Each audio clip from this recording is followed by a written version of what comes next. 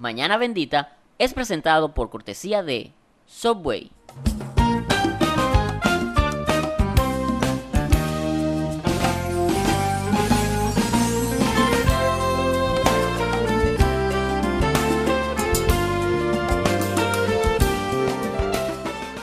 Muy buenos días, estimados televidentes. Estamos en una entrega más de Mañana Bendita. Le damos la bienvenida a los que nos están viendo a través de el canal 83 de la televisión por Cable 3, también los que lo hacen a través del canal 24 de la televisión por Cable TDS y por supuesto la señal libre del canal 24 o los que nos están escuchando a través de Hit 100.3 FM. Entonces, Mañana Bendita, declara que va a ser un día en victoria, un día repotenciado, un día para perdonar, un día para dejarse perdonar, un día diferente.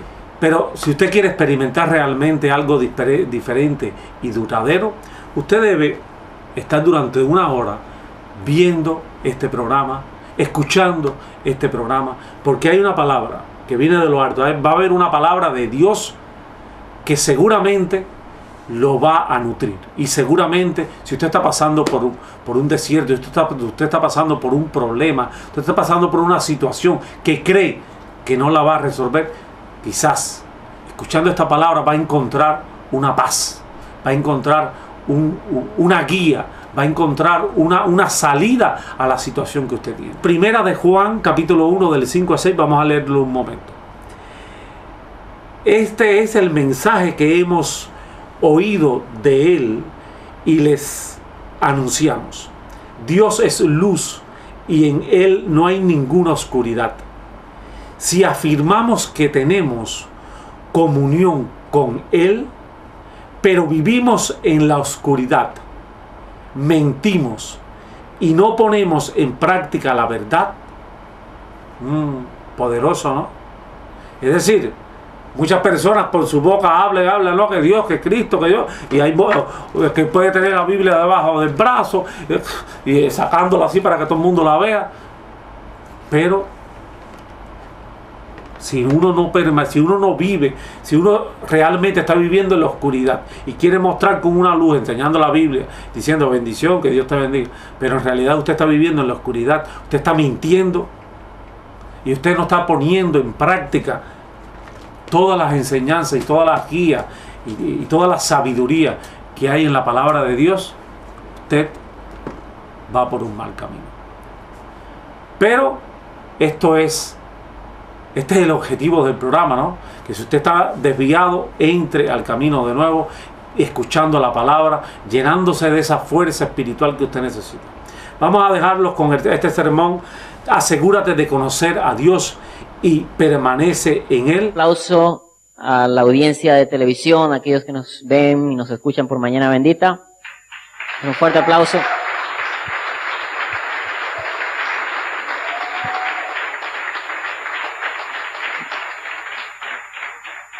Yo no sé, yo creo que esa es la congregación más bonita que se reúne los viernes en la noche, en toda Curazao.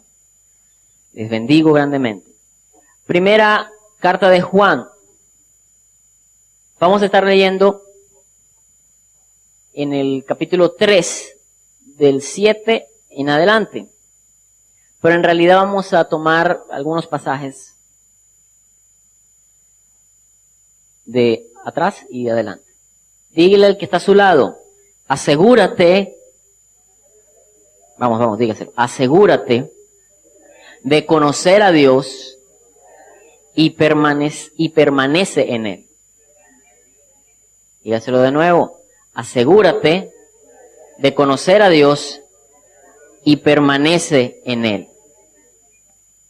Antes de que vayamos a la lectura principal, quiero leerle primera de Juan 2, 3 al 6. Dice, ¿cómo sabemos si hemos llegado a conocer a Dios? Si obedecemos sus mandamientos, es la respuesta. El apóstol Juan pregunta, ¿cómo sabemos si hemos llegado a conocer a Dios? Y él responde ahí mismo, si obedecemos sus mandamientos. El que afirma, lo conozco, pero no obedece sus mandamientos, es un mentiroso y no tiene la verdad. En cambio, el amor de Dios se manifiesta plenamente en la vida del que obedece su palabra. ¿Cuántos dicen amén a eso? Lo voy a repetir. En cambio, el amor de Dios se manifiesta plenamente en la vida del que obedece su palabra. De este modo sabemos que estamos unidos a Él. 2 puntos. Esta es la tan esperada respuesta. De este modo sabemos que estamos unidos a Él. El que afirma que permanece en Él debe vivir como Él vivió. Y el que está a tu lado, el que afirma que permanece en Él debe vivir como Él vivió. Eso me recuerda lo que el mismo Jesucristo dijo y Juan presenció y Juan dio testimonio de ello. Si me aman, guarden mis mandamientos. ¿De acuerdo? Bien, ahora vamos a leer 1 de Juan 3, 7 al 10. La primera pregunta que nos hacemos es ¿cómo hemos llegado a conocer a Dios? Precisamente esto se va a tratar de asegurarnos de que conocemos a Dios y permanecer a Él. Entonces, una primera cosa es ¿cómo lo hemos conocido? Lo hemos conocido si obedecemos sus mandamientos. Si alguna vez lo escuchamos, si alguna vez creímos lo que Él predicaba, o lo que nos predicaron que Él había dicho, y está en su palabra, entonces podemos decir que lo conocimos. Conocer a Dios es más que venir o asistir regularmente a una iglesia. Conocer a Dios es más que escuchar música cristiana en el reproductor de su carro. Conocer a Dios es más que asistir a su célula. Incluso es más que leer la Biblia. Porque hay mucha gente que lee la Biblia para atacarla o para estudiarla. Porque es un libro realmente histórico. Tiene muchas cosas que son historia. Entonces hay mucha gente que puede leer la Biblia y no lo cree. Recuerdo un pastor en Venezuela, no lo conocí, mi papá dio el testimonio una vez en la iglesia. Él decía que él no creía en nada de lo que predicaba en la Biblia, era un pastor. No recuerdo de qué nacionalidad era, vivía en Venezuela pero no era venezolano. Él decía, yo no creo nada de esto, yo predico la Biblia porque sé hacer un sermón, me enseñaron eso, estudié para eso y me pagan para eso, pero yo no creo lo que dice aquí. Usted se impresiona. Pero créeme, hay gente así. Hay gente así. Incluso salen por televisión. Pero hay gente que lo hace porque es su trabajo. Pero no creen lo que dice la palabra. ¿Tiene allí 1 Juan 3? Leemos versículos 7 al 10. Queridos hijos, que nadie los engañe.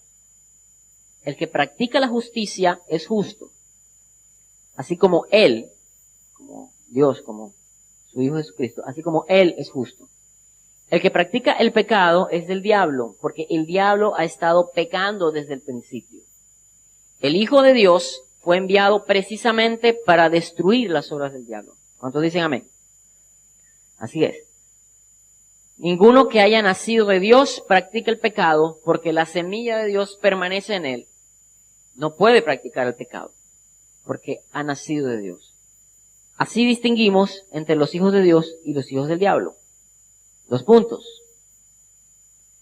El que no practica la justicia no es hijo de Dios, ni tampoco lo es el que no ama a su hermano. Permítame leer nuevamente el 10. Así distinguimos entre los hijos de Dios y los hijos del diablo. El que no practica la justicia no es hijo de Dios, ni tampoco lo es el que no ama a su hermano. Entonces tenemos 2 cosas ahí en ese versículo que nos enseñan o que nos dicen cómo realmente hemos llegado a conocer a Dios. Si somos hijos de Dios. Y una de las cosas es que el que no practica la justicia no es hijo de Dios. Es decir, el que practica justicia sí es hijo de Dios. O usted es hijo de Dios y practica la justicia. ¿Sí me entiende? Voltea con el que está solo y dígale, el que no practica la justicia no es hijo de Dios. Primera de Juan 2:29. Dice lo siguiente. Si reconocen que Jesucristo es justo, reconozcan también que todo el que practica la justicia ha nacido de él. Dice, todo el que practica la justicia ha nacido de él. Me vi envuelto en una, vamos a decir, una sana discusión acerca de esto, de que si el cristiano puede pecar o si el cristiano peca y no peca y si no es cristiano. En fin. La palabra nos enseña que puede, y el mismo Juan lo dice, que puede ser que tropecemos, que cometamos algún pecado. ¿Cuántos lo saben? Por favor, ese silencio. ¿No lo sabían? Dice Primera de Juan que si decimos que no tenemos pecado, le decimos mentiroso a Dios. Pero si pecamos, a un abogado tenemos para con Dios, que es Jesucristo. Entonces, puede ser que el día de mañana usted vaya a decir una mentira. O que se porte mal con el esposo, o le dé más a los hijos y le termine maltratándole. Puede pasar, ¿sí? ¿Le ha pasado? Ok, usted de este planeta. Está bien. Ahora, es posible que un cristiano tenga una época de inmadurez. De hecho, las cartas de Pablo están llenas de cristianos que estaban en inmadurez. Los hebreos es un ejemplo de que ellos no podían, los destinatarios no podían recibir las cosas gruesas, sólidas acerca del reino porque ellos todavía estaban con lo mismo. Los rudimentos, que si el bautismo, que... Entonces el escritor dice, quisiera darles carne espiritual, pero tengo que darles leche porque ustedes no avanzan.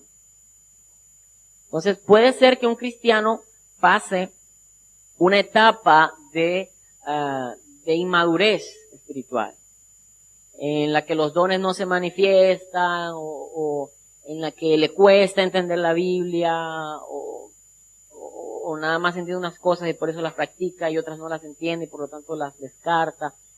Puede pasar. La misma historia de la iglesia, usted ve, estudia historia de la iglesia, se da cuenta que la iglesia ha ido madurando con el tiempo. Hubo una época en la que se pensó que muchas cosas y bueno, algunos todavía lo piensan, que el poder de Dios, el poder sobrenatural de Dios, las señales del Espíritu Santo habían cesado y que ya no más, y que bueno, que aquí hasta que venga Cristo algún día, aquí nos bandeamos solos. No, cuando no es así. El Señor dijo, estoy con ustedes todos los días hasta el final. Y es a través de su Espíritu Santo, enviado precisamente para capacitarnos y hacernos testigos eficaces, que podemos hacer su obra. Sin el Espíritu Santo nada. Y muchas veces, esa capacitación implica señales milagrosas, sanidades y todo esto. No estoy diciendo que usted se va a pasar toda la vida sanando, puede que sí, puede que no, o sea, porque Dios reparte los dones como él quiere. Pero sí está activo el Espíritu de Dios, o sea, es para nosotros.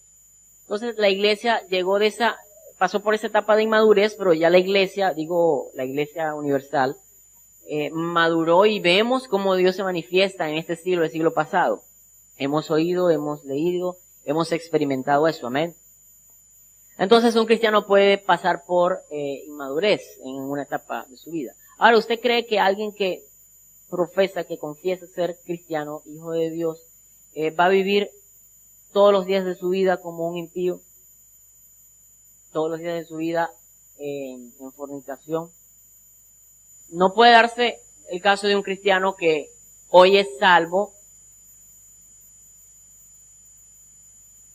y de aquí a los próximos 15 años antes de que Dios se lo lleve,